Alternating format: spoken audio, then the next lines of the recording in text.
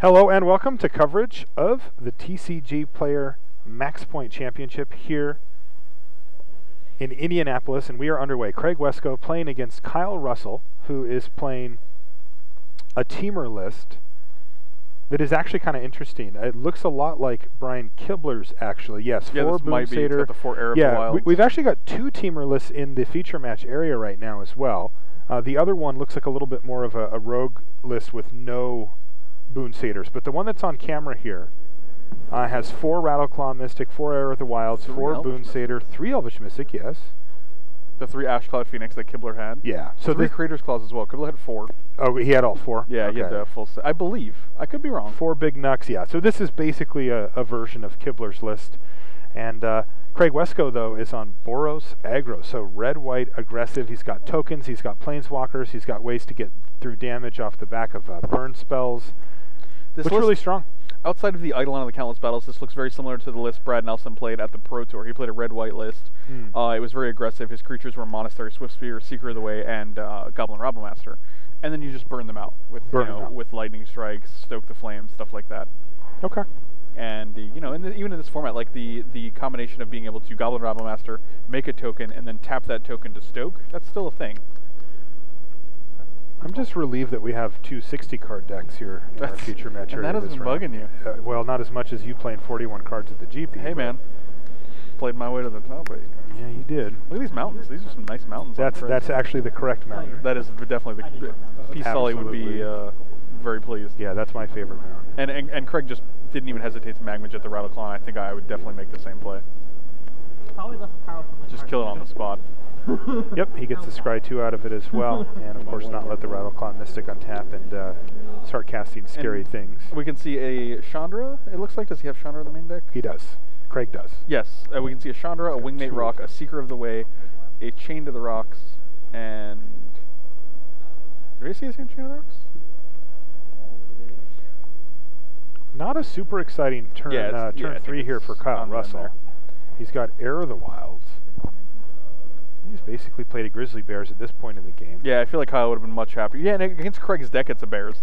Because usually you're very happy if your Air of the Wilds trades with like a Pelucranos or something. Yes. Whereas in Craig's deck, you're probably just going to bounce 2/2s off each other. Yeah, this is just an awkward sequence here for Kyle Russell. He's got a Lightning Strike in his hand, drew a Knuckleblade Savage. Ooh. He unfortunately... A Savage Knuckleblade, rather. Right. Unfortunately, he can't give it haste currently. No second red. Right. And which would represent a 7-point attack. Oh, yeah. Because then it triggers the Ferocious from the Air of the Wilds. Correct. I'm pretty sure he would have much rather played this guy last turn. Yep, and now he's got an awkward decision where he's trying to decide if he wants to get rid of the Seeker of the Way here. But I think that just playing the Savage Knuckleblade will probably get the job done. All right, Air of the Wilds bashes. Yeah, no blocks are going to be made. So this signals that he's not going to play the Knuckleblade because he could have gotten a +1/+1 trigger off of his Air of the Wilds had he played the biggest of Nux. The biggest of Nux. Yeah, so I guess he's just going to use this whole entire turn to Lightning Strike that stupid Secret of the Way? No, he's just going to play post-combat. Right, he's just going to run it out post-combat. He might just want to have answers in case Craig had like Magma Spray. You never know what he has, so the 1 point might not have been worth the risk that he incurs by actually just attacking with what answers? Well, I mean, if he plays Knuckleblade first, and then Air of the Wild attacks, in response, Craig could Magma Spray the Air of the Wild for 1. I mean, he could just do that anyway. Right, but if he does it this way, if Kyle has a Temur Charm in hand, he could just counter that. Yeah, he doesn't, though. Okay, well then that's... otherwise, I would agree with you, but that's not the case. So here we go. Yeah, that's a good one for... Chained to the rock, so the Savage Knuckleblade's got to put down his knives, and on top of it, Goblin Rabblemaster is going to hit the board, so a nice turn for Craig Wescoe as he's going to seize back control. Attacking for 4, gaining 3. Pretty solid. And Kyle with a 2/2. And Craig can play Chandra at any time. It pumps the Seeker, and it also makes Air of the Wilds unable to block, which is huge for him next turn. Wow, that's massive. 3, 4, 5, 6, 7, 8, 9. That would be 11 damage from Craig. Yeah, I counted it as 27, but I believe you. It was you might be closer. Yeah, and I think that Kyle correctly recognizing that that thing's not going to get the block this guy's not anyway. Blocking. I mean, either it's going to get pinged by Chandra, killed by a Lightning Strike, something's going to happen to it. I think he has to kill the Rabblemaster here. Yeah, absolutely. Get that thing off the table immediately. That dude's a dirty. Now, you know, given that, what's his follow-up play here? Is it another second air? air, yeah. Okay. But yeah, I might have considered leaving my Air of the Wilds back. I don't know. He's at 14, and things can get sketchy pretty quickly here. Does Chandra start at 3 or 4? Chandra? Yeah. Because if she starts at 3, then it's obviously risky. No, I think she starts at 4. If she starts at 4, then she goes to 5, and she can survive a crack from both the Air and the Wilds. I'll double check real quick, but.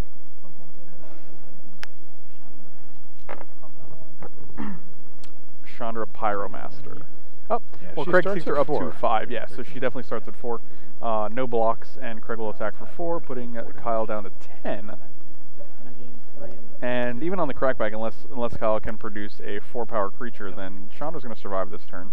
Now, he's got a lot of 4-power creatures in his list, to be fair. And in fact, he just drew Pelucranos, so... Okay, well, and he also had Ashcloud Phoenix. And he had Phoenix in his hand, he has 1 red. Too. Yeah, he can't cast that, although he could cast it as a morph, although this turn it's just slam Pelucranos and kill Chandra. That seems pretty straightforward here. Craig has Wingmate Rock, so even if he attacks with the 1/1 next turn, he can put 2 Wingmate Rocks into play.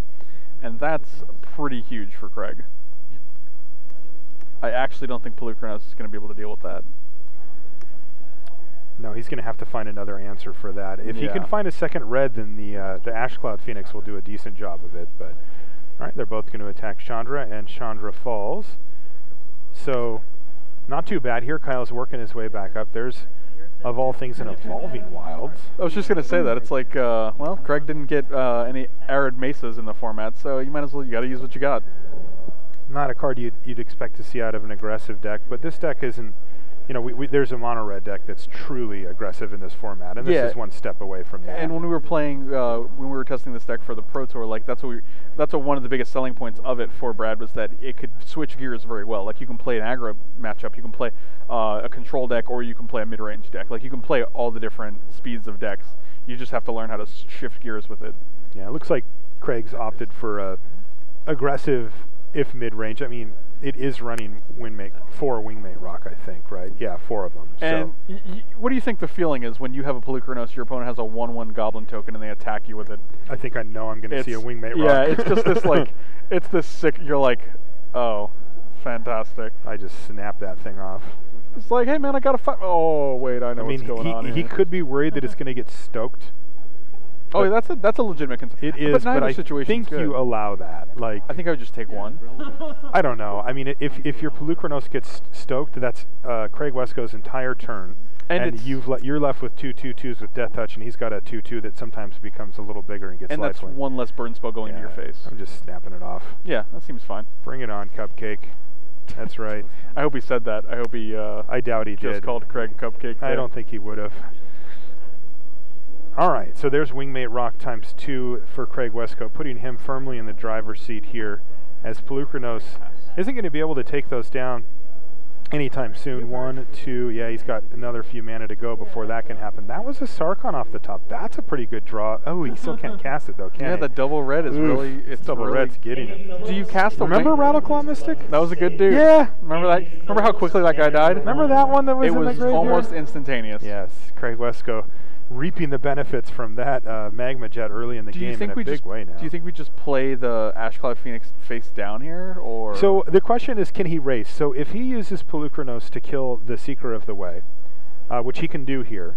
Oh yeah, definitely. Yes, then it would make 7, 8, 9, 10, 11, 12, 13. So he actually could attack and kill Craig in two shots. That's not actually true. Craig's going to gain 2. He's going to gain 2 back from the Wingmate Rock, but it wouldn't take much.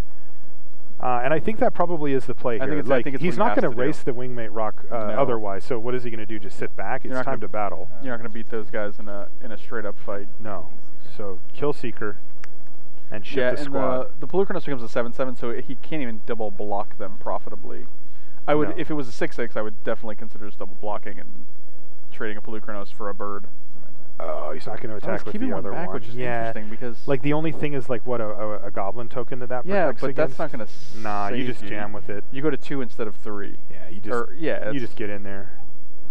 Yeah, I don't know why. Like you got to set up drawing because if he attacks with all 3 and Craig takes it, then he's like. Yeah, Craig goes down, right. Which means any 2 of those 10, creatures getting 13, through is lethal. Right, and then he can leave himself draws to like, threaten something like a lightning strike or a crater's claws to actually win the game. Yeah.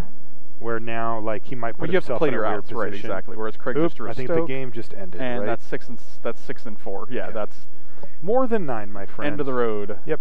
So gain 2 life, go up to 14, but in the meantime, kill you.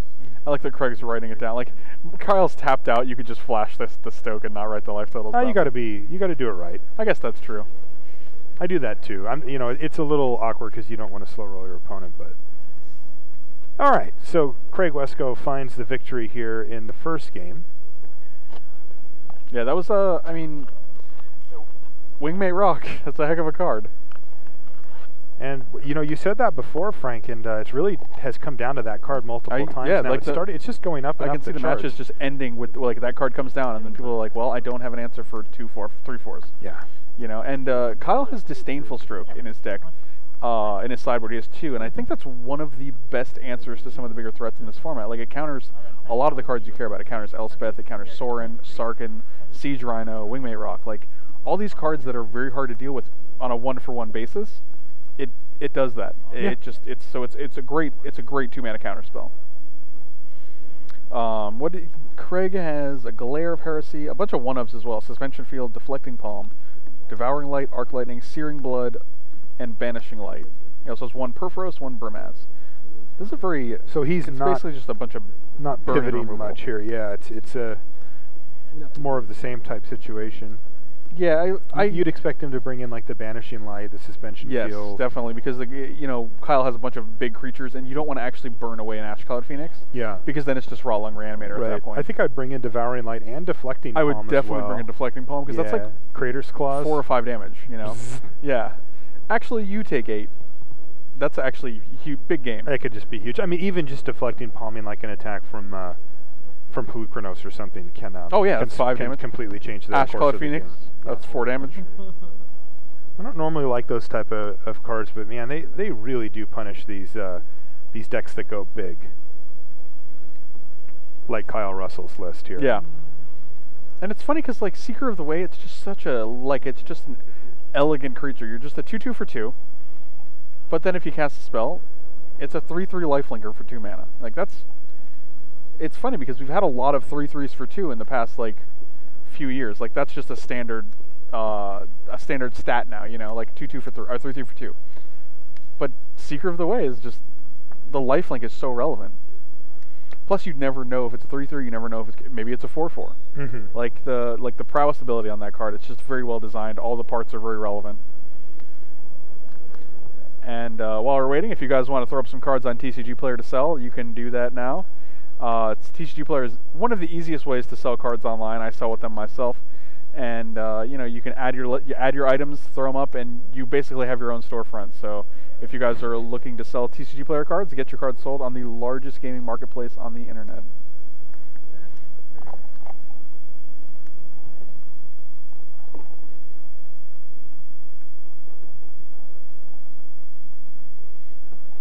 All right, players finishing up sideboards.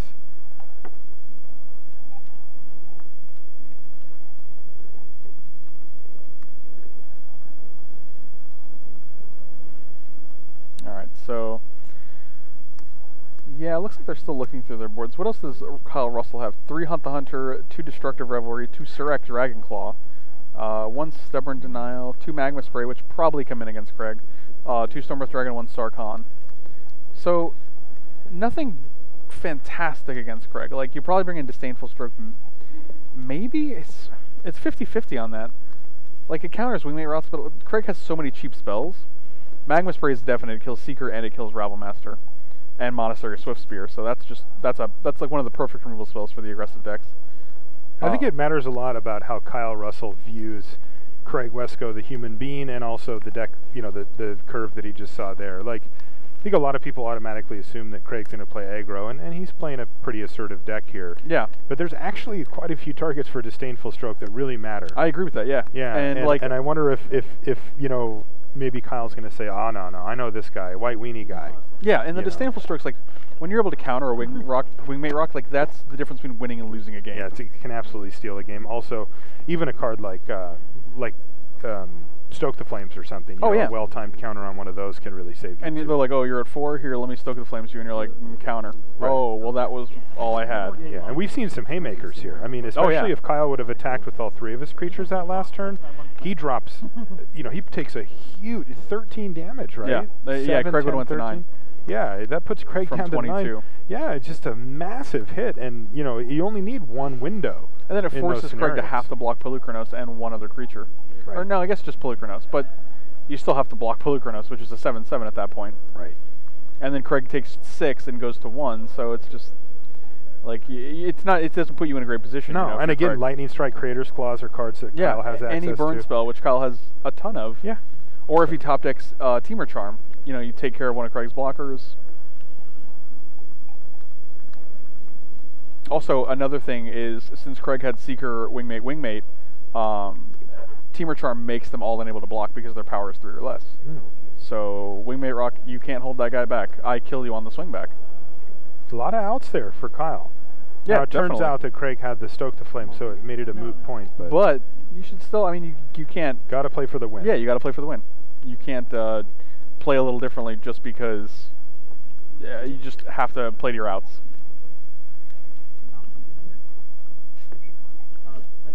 All right, looks like Craig Wescoe going to Paris. Taking a little mull here. And Kyle's kept his opening 7.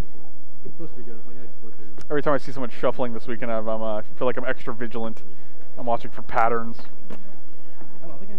Obviously, not very interested in Craig Wescoe's shuffling, though. I don't feel Craig is suspect in that area whatsoever. But we did have one guy that was doing shuffling here that wasn't really shuffling. I actually I don't think that was, mentioned it to the table judge just to remind him. Yeah. Like I don't think he was doing anything either, but you can definitely tell. Know. Yeah, you can definitely tell. Gotta be, like you said, you got to be vigilant. About you got to be vigilant. Like you never know. The most unassuming player could be.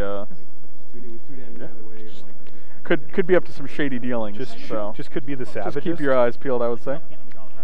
All right, Wooded Foothills to kick things off for Kyle Russell, who would prefer to play an elf on this turn, but he can live with a mana creature on the next turn if needed. Yeah, and every time like someone has 3 Elvish Mystics in their deck and it's turn 1 and they miss it, I'm always like, well, you're going to draw that later and hate yourself. Yeah.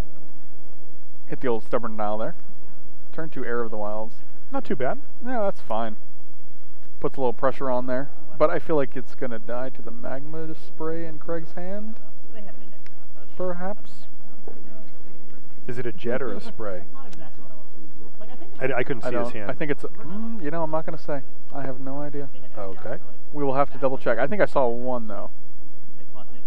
Or maybe not. No, maybe it's just Horling Outburst, Eidolon, I think you're a liar, Frank. Yeah, I just made something up there. So it looks like Heir of the Wilds might actually get to survive a turn here and start doing some battle. It does look like that. What is he looking for? He found a mountain right away. I think that's probably about as far as you want to go. Oh, interesting. The old double green source. What? I feel like he should have learned from this last game. I mean, he was stuck off of double red for the duration of the game. He doesn't happen to have those cards in his hand. I see a Yavimaya Coast in hand.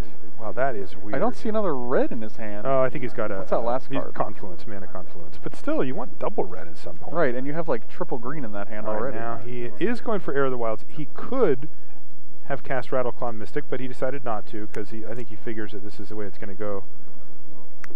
All right, well...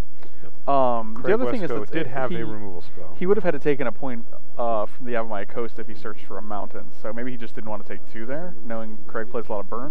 All right, well, looks like he peeled a reef here anyway, so he'll have access to double red when he needs it. And there's a Rattleclaw Mystic, and he even gets to leave up blue mana here for like a Horling Outburst That's counter, pretty good, actually exactly what Craig drew. Yeah. He's also got 2 of them in his hand. This is going to be really good for Kyle Russell. Oh, hold on a second, sir. Bang! Don't you grab those tokens just yet, sir. Stubborn indeed. I like that. That's a nice turn. Denied. Especially considering that he's got a Rattleclaw Mystic on this 2/1. Unfortunately, he's drawn another land here, and this is where he really wanted Savage Knuckleblade to just come down and bash. Yeah, oh, definitely. And instead, he's just going to find 2 more Horling Outbursts in Craig Wescoe's hand. Yeah. He's just going to sort of flood the board out. Not so stubborn after all. Or maybe just 1. Well, that's enough. Yeah. Craig plays his land first. That's actually a very yeah. That's doesn't want to get subtle, burned. but that definitely makes the difference between the good players and the bad. Like the you know, the better players are just they're gonna make sure they play around the exact thing they lost to last turn. Right. Whereas some players would have just windmill slammed a Hordling Outburst. Let's see if you have another one. Right. Well, and I think that you know, the general correct thing to do is to play your lands after, but in this case, because you save your options to see exactly what you need in the current situation. So like, you know, if Craig had a scry land, he would wait till the end to see like, oh, do I need spells? Do I need another land? All right, so this is a face-down morph creature. It's a Rattleclaw Mystic. There's that Hordling Outburst that you were talking about. Oh, he does have another now? He just drew it. Oh, he drew another. All right. So, well, you know. Looks like the flood is on here. Though of creatures or mana? Both sides. Yes, one on each side. Yeah. Craig's flood seems better than. But it is pretty cool. Rattleclaw Mystic as a morph here is really much better. That's beautiful. He's gonna have to disdainful stroke that. There's no way that sticks. Eidolon of Countless Battles. Still, even though It only actually converted mana cost is 3. Is that right? Yeah. Really? Yeah, the bestow cost is 4. Yes. So he can't do that. So but the bestow cost is not the converted mana cost when it's on the stack. That's it's correct. Still 3. It's still 3. Oh, that's brutal. It doesn't. Yeah, it doesn't change the converted mana cost of the card. So he just can't even cast it. No, it's not a legal target. All right. So instead he's going to attack for 1, 2, 3, 4. And that thing's actually going to make pretty short work of Kyle if Craig gets to untap. Remember that Hordling Outburst we had? That's going to make it huge. But anyway, I was saying that it's pretty cool, the face-down Rattleclaw Mystic actually doing work here, as you can block 1/1 tokens. Yeah, that's a very good use of it. Plus it gives him that second or third red if he needs it. But the first Rattleclaw Mystic does that just fine.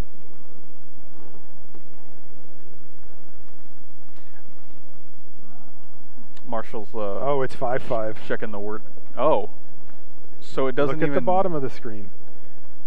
Oh, the chain to the rocks. Yeah, buddy. Thing is huge. Oh, wow. He's actually considering jumping already. Yeah, that's wow.